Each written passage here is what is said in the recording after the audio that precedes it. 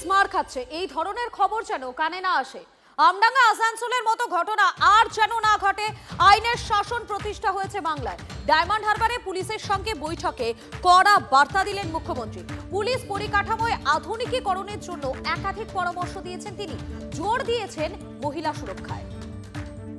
এতদিন শাসকের আইন ছিল, এবারে আইনের শাসন চালু হয়েছে। আপনারা আইন মেনে কাজ করুন।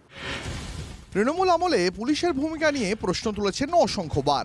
বদলের বাংলায় মুখ্যমন্ত্রী হয়ে সেই পুলিশকেই রুলবুকের পাঠ পড়ালেন শুভেন্দু অধিকারী। অভিষেকের গড় বলে পরিচিত ডায়মন্ড হারবারে পুলিশ আধিকারিকদের নিয়ে বৈঠকে মুখ্যমন্ত্রীর সাফ কথা, আমডাঙ্গা ও আসানসোলের মতন ঘটনা যেন আর না ঘটে।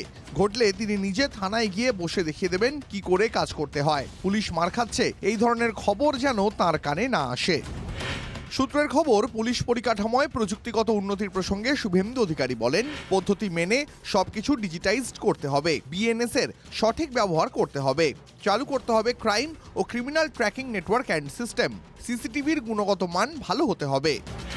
রাজ্যে একাধিক দুর্নীতির অভিযোগের তদন্ত করছে ইডি, সিবিআই বা আয়কর বিভাগের মতন এজেন্সি।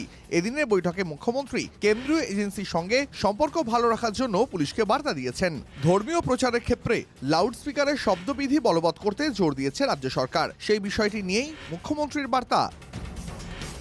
মন্দির মসজিদের মাইকের সাউন্ড লেভেল যেন সঠিক মাত্রায় থাকে। সাম্প্রদায়িক উস্কানি দিয়ে অশান্তি পাকালে দোষীদের শাস্তি সুনিশ্চিত করানোর নির্দেশ দেন মুখ্যমন্ত্রী। দুর্বৃত্তদের মদতদাতাদেরও বার্তা দিয়ে তিনি বলেছেন, যারা বাধা দেবে তাদেরও শাস্তি হবে।